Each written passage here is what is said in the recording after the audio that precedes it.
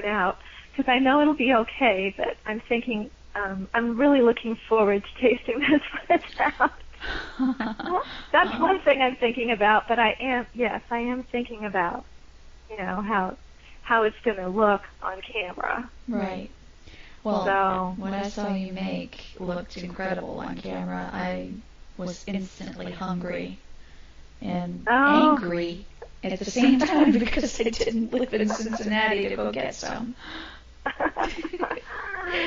I know the wonders of the computer age when you see something, but yet it's so close on the computer. It seems so close, but yet geographically so far away. Don't you wish we had smell-o-vision? Yes. Yes. Yeah. Or that we could email actual food. All right. Little samples right through your email, pull it off the screen, pop it in your mouth. Yes. Daydreaming. One of these days, maybe, but, well, no, then it might be GMO or modified or something like that. Shelf life of 4,000 years, never mind. Let's just keep it fresh. I like your idea better. Fresh is better. Farm to table, much better. Uh-huh. So anyway, the season, the market season here at our market starts in May, and we go outside until the middle of October. So from now on until right before Thanksgiving, we're continuing indoors. There's a building next to the parking lot where we have our outdoor market, and it's just big enough for us to fit into, so we'll go until then, and then after that, our market is closed for the year, and we just say that's our resting time, in quotes, because we're not really resting so much. I'll be planning ahead as to what I'm going to do for next year, and I'm sure the farmers are also planning ahead what they'll be doing. So, and it's a fun time testing out new recipes and just taking stock of, looking back and thinking about what went really well and what you'd like to do more of or maybe less of too. So. Well, speaking of what goes really well, tell me about a time when maybe something didn't go so well and it was already out there. Did you have any experience like that? Well, there was a time I make some power bars, and they are one of my most popular items. I usually sell out of them every week, and it was toward the beginning of the time when I made them, actually. It was like one of the first few months that I had them at the market. And I mixed everything up and then took it out of when I went to take it out of the pan in which or took the bars out of the pan in which I had them, when I was ready to package them, I found that they were kind of crumbly. They didn't hold together well. And so I thought, what is going on? And I realized I had left out an ingredient. Oh no! What ingredient did you leave out? Well, it was it's organic raw cane sugar that I had left out, and it had honey in it too. So the mixture did. So it was still sweet enough. And I tasted it, and it still tasted good. But something about the sugar in that held the bars together really well. So they were okay. I mean, they were kind of crumbly, as I said, but they still were okay taste-wise, and they held together fairly well, but they weren't as firm as what I would have liked. So I took them to the market anyway, and I offered them as a discount that day. And I just said, I told the customers right up front that I had left the sugar out and that they weren't holding together as well that day. So they said, "Oh, that's okay. we don't mind." And I sold out of them. Yes, I sold out of them that day too. And they came back the next week and said, we didn't miss the sugar. No. Wow. So, anyways, that was a good thing. It was a bad thing that actually didn't matter so much. Right.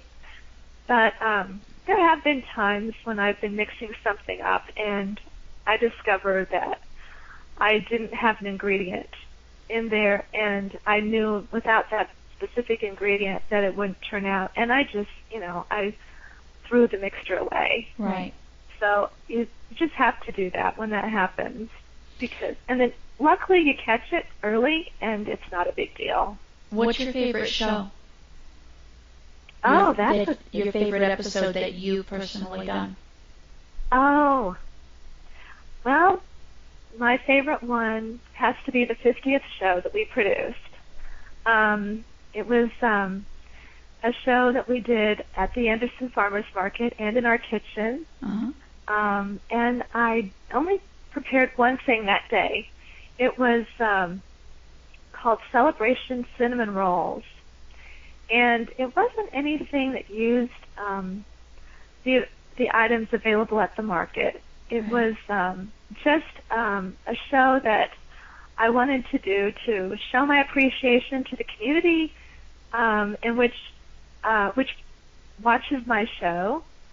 That we had done 50 shows, and so I had saved up this recipe and set it aside for a special show a couple years before that. Mm-hmm.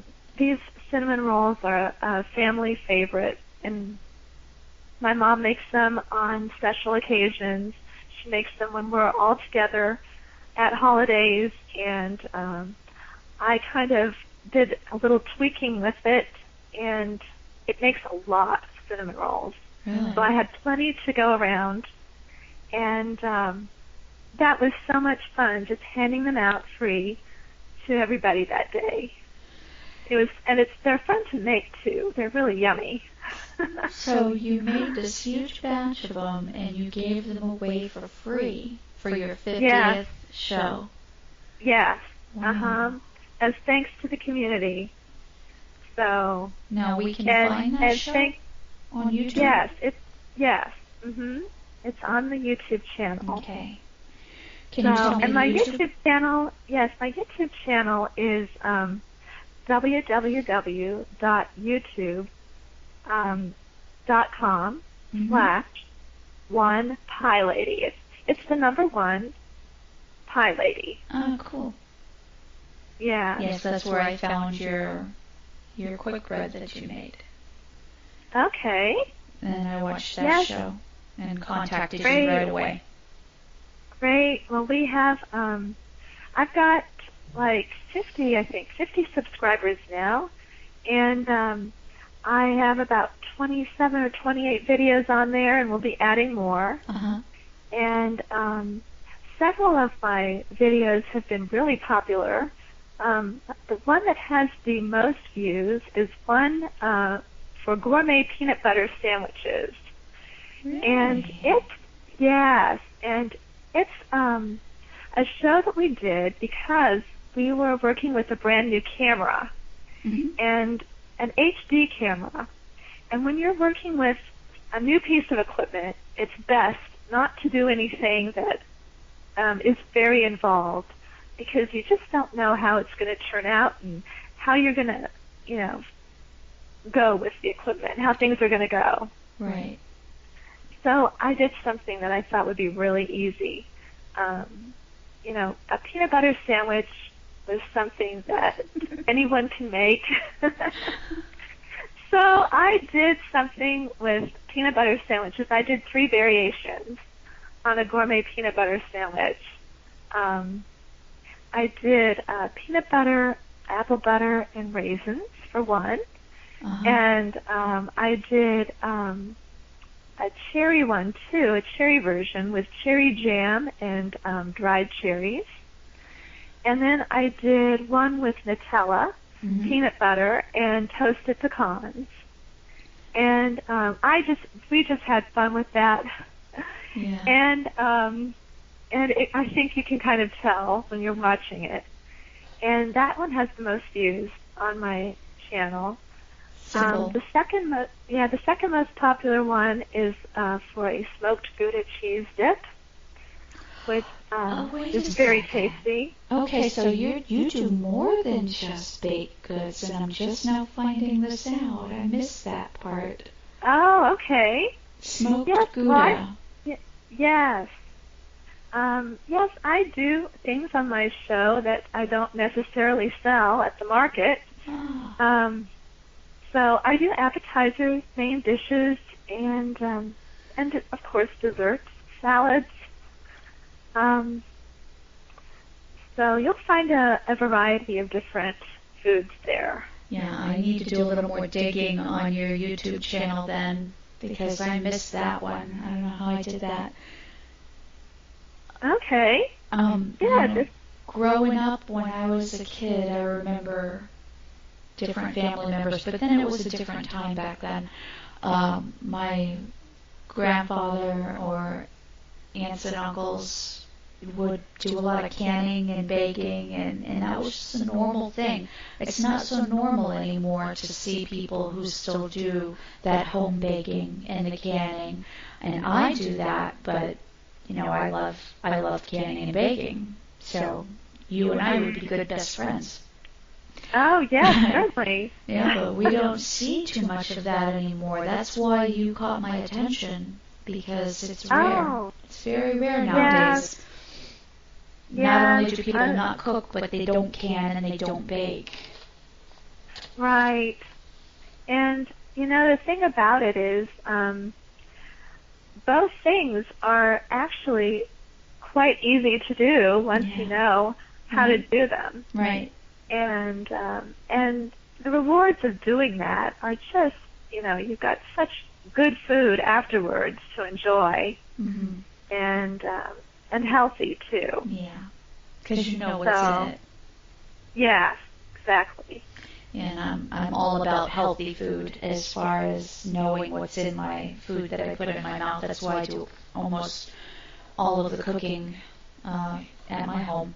I like to know what's in my food, and I don't want to cook with preservatives and stuff. So there's not prepackaged foods in this house that I cook in.